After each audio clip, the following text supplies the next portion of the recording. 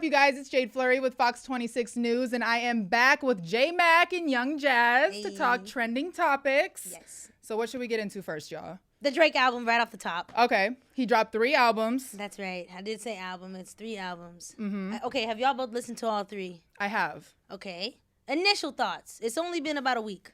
Iceman is my favorite. I like rapping Drake. Okay. Because it gets me up. I like listening to it before my workouts, before I go to work. Mm-hmm. Maid of Honor wasn't my favorite. No, the dancing album for the girls, the cheetah print with Sexy Red, no. It was okay. It was okay. It was okay. She don't want to show see. that cheetah print. What about y'all? I definitely listened to all 3 a couple times over. I would say I like the Habibi one. That's what a lot of people are saying. It's like a little bit like a sleeper, I would kind of say. Mm-hmm. I like Iceman, like you said, it's lyrical. I feel like that was him giving us what we expected. The other one, I feel like is for the clubs, for dancing for the girls. And then the R&B one, like I think Classic is probably the best song out of all the ones he dropped. What about you, J-Mac? Iceman. Okay, we're I'm on the still same on that. page. Still? Yeah, I'm listening to every song, every lyric. And they had the video out. So I'm trying to decode. Videos. There's one for every song. I'm trying to decode them. I saw the one where he had all the guns on the floor. Yep. And I'm just trying to see what does that mean. That was my favorite one, Plot Twist. Because Yes. it looked like he shot it in Texas Texas. Had scenes at Buc-ee's, 29. I'm like, Yup. that's home. That's home. And speaking of home, like I have a friend who lives in Toronto, and she was telling me, I was like, what do you think of the album? Be honest. I said, I'm a Drake fan, but I'm a harsh critic. And she was like, this album was really like for his city. She was like, you know how y'all went crazy, not like us? She was like, this was kind of like y'all not like us, like in Canada. She was like, a lot of the videos were shot in Canada. She said, even my family, like the videos were on the news the day after he dropped. So I think it was, maybe if you're from Toronto, I feel like they appreciate it a little maybe more. So what are your top songs? Song or songs? Ooh. You kind of have to listen to it like a couple times because he has so many bars, like you don't catch them the first time around. I think I like that song. What is it? Shabam? Shebang. Ooh, yeah, I Shebang. like that Shebang one. is definitely like I think the banger people are feeling. I would put that on my top 5. Plot Twist, I'm going to say that's still my number 1. Stable Plot Twist, okay. What's the one with Future? Run to Atlanta? Ran to Atlanta. Yeah, I like that. Yeah. I like You just that. like Future. No, I like the rapping. It gets me up. I was listening to it on my way to work. I was like, Shout out to Molly Santana. I feel like she had the hardest part on that song. I'm not gonna lie. Yep. And Molly Santana, she's dope. She's fire. Yeah. Oh, so you knew who she was before Drake? Did you? Crazy story. Okay, so whenever I was DJing for Mona Leo and we went on tour with Don Toliver, the last tour in like 2023, Molly Santana was opening up before us. Oh wow. So she was going, and I'd be like, "Good job, girl! Like you gonna make it big. You're gonna make it big." And then we would go on. Then it was Ski Mask. Then it was Don. And so just to see her like 3 years later getting that Drake feature, and then we were talking about the fact that she said Drake DM'd her and was like, "How much for the feature?" And she was like, "I do it free or 100K." And he was like, "No, I'm gonna give you like 500K." $500,000? $500,000 Dang. for the verse for one song, and you get to be in the video. Crazy. The Drake stimulus package. That real. is sick. But my thing is, I never doubted my light-skinned twin. Like, I know with the Not Like Us stuff, they were riding the Kendrick wave, saying Drake took a L. I don't even know if Drake can, take a L. Do y'all? And when you're at the top for so long, like, someone's going to prey on your downfall. You know what I mean? You can't just win all the time. Do y'all think, though, that it was as good as we anticipated, all 3 of them, in the entire drop? And tell the truth. Don't be scared of OVO. Hold on. Okay. It can never be as good as you want it to be. That's because not true. you have so much scrutiny. He dropped 3 albums. Okay. He never was going to impress the masses. Are you comparing his work to his previous work or to other people's recent work? I'm just or saying, a little bit of both. A lot of times when you have such high expectations on you, you disappoint the people. You disappoint them. Come on. Because you can't get every. You can't. He tried to give you R&B, dancing, hip hop bars. What more did you want from Y'all him? must don't read. He gave everything. Hold on. You must don't read the people in the comments. Oh, I read the comments. What do the comments I be in say? the comments. I was You going to read say, them? what the are number people one, saying? the number one thing I think that I would say when I in the comments, the number one thing I say is Drake's worst is a lot of artists' best. Right. They could never. Right. So even if Drake gave us 3 throwaway albums, it's still better than whoever just dropped a new album. And didn't they say he was going to sell, or what is it, like 520-something On units? Iceman? Yeah. First week, Like, that's crazy. Some people can't even get 40. That's what I'm 70. saying. That's what I'm mean- saying. He's still the biggest artist out there. True. No matter what we think. Yeah. And then if he get out the deal and get that $1 billion, oh my God. He changes the music industry. Or is it $2 billion? I heard. So is that a rumor though that he just dropped the album so he could get off his record label? That's true. It's a rumor. It's a rumor. We don't know if it's true or not. And that's why I kind of think that it came out the way that it did. Not to say it wasn't great or anything, but it gave like, okay, let me put this stuff out. And then I think there's something else in the vault where he's going to give us what we were really expecting. Okay. So you think these may have just been his throwaway songs? I think these maybe were his Get Out of the Deal albums. Okay. I like that. And that's okay. Can we talk about the subs? Because they were saying he was talking about a lot of people. And can we talk about Rick Ross, who just keeps talking about Drake? Like, Rick, like... Do you think he's just trolling? Do you think he has a point? What was his argument? The video I seen was him, like, scrolling through the comments of people saying, like, you know, the albums weren't it type of thing. He was like, man, you flop. Which, you can't flop, like you said, doing $500,000 first week. But everybody has their own opinion. So is Rick Ross going based off of other people's opinions? Or, like, what's the hatred for Drake? I mean, you get big enough, you get a lot of hate also. It comes with the territory. From an ex-friend that you collabed on multiple songs with, that you helped out. He said he was Aiden Ross before Aiden Ross was on streaming, bro. He said that for Rick Ross. I'm just saying. I don't know. Jigga told him in a song that Drake and Jigga did that, hey, it will be times like this, you know? Well, he caught a stray, too, so I don't know about that Jigga either. I ain't gonna lie. Well, he did, Jay-Z caught a couple strays on the album. What were the bars? It was something that he said. The jig is up. Yeah, the jig is up. Okay. And then he said he would take the $500,000 versus the dinner, which, hey, we don't know for sure if it's about Jay, But Jay had already said that. He was like, you know what? Yeah.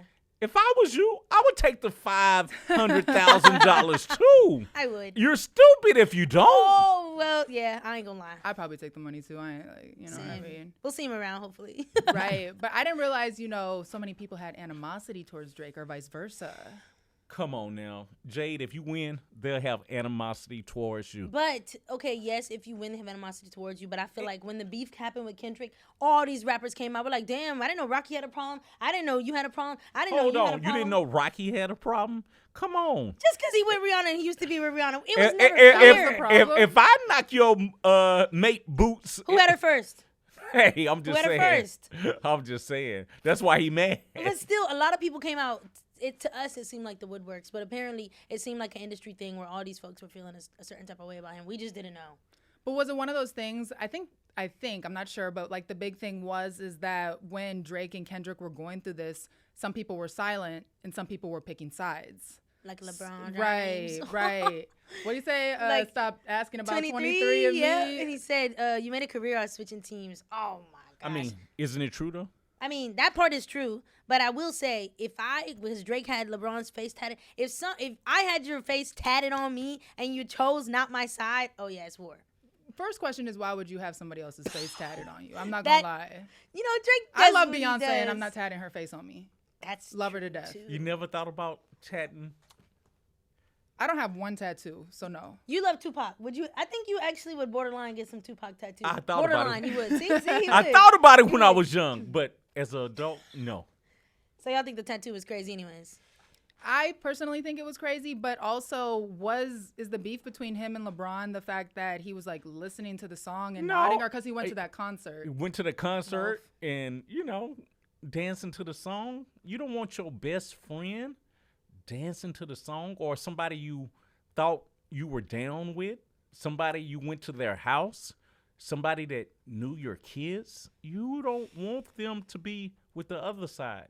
So that's a stab in the back. Even though it was trending, it was popular. I don't care. LeBron should have been loyal. Yes. I don't care. Okay. So you think we're going to go and jump to the other team? So what were the other subs that were there? Because there were quite a few. Who else caught a stray? Let's see. I saw an article that said The Weeknd caught one. Oh, and in one of the videos, I think it was National Treasure, since, you know, they're both from Toronto and Canada, that there was some bar about, he said able, something about being able. Mm-hmm. And then he shot the video the same place where The Weeknd shot the video. So, like, it was near and dear, which I hate, man. OVO and EXO was crazy. They were a crazy collab together. So, I mean, I wish that beef wasn't real. Or whatever it is. But I will say, because when Kendrick and Drake were going through it, should more people have stood up for Drake and said something publicly? Because I feel like a lot of people kind of fell back and stayed silent. And that's probably what, you know, pissed Drake off. Yeah. You would think they would say something. But you know what? They saw him getting ready to lose, and everybody was like, I don't want to be associated with this. Let me scoot back. He might have lost the battle, but did he lose the war? He's still top 3 biggest artists. He's still in the big 3 regardless. Well, let me tell y'all. Y'all might be too young to know. Here he go. We had a battle like this. Well, not this big, but at one particular point, Jay-Z and Nas was battling. Okay, I remember that, low-key. Not really. And it looked like Jay-Z was going to win for a second. Then Nas came back with Ether. And it killed Jay-Z in New York as far as people thought. Now, you would think that... For how long? That was short-lived. I mean, it was for a while. Really? And then he came back with an album trying to explain himself. Which album was that? I think it was the Blueprint. Blueprint 2. Okay. Blueprint 1 or 2. Okay. It was one of the Blueprint albums he came back with. And, eventually he became a billionaire and went on to sign Nas. But at that particular time, everybody said that Jay-Z took that loss. But eventually he won, because he became a billionaire and he actually signed Nas to his record label. Yeah. Def Jam. So this stuff happens. Yeah. This stuff happens. So did people pick a side though? Then did they pick between Jay-Z and Nas out loud publicly? Oh yeah, it was terrible because I was with Jay-Z.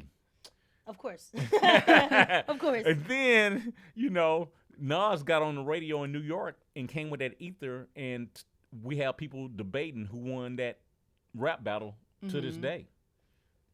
You know what made it interesting, though, this time? Like you said about the LeBron James video, now you have social media. So back in the day, I feel like you could have been bumping to your enemy's song and nobody would have caught that. Now, you get exposed real quick. But LeBron was warming up. Like, he's trying to get in game day mode. Like, do you think he's really thinking, oh, maybe I need to tone it down before my game because Drake might be watching my warm-up? Like, no. Wasn't there a video of him at the club, too? Like in Ibiza or something in Spain? He was getting I don't know. And then him going to the concert. I mean...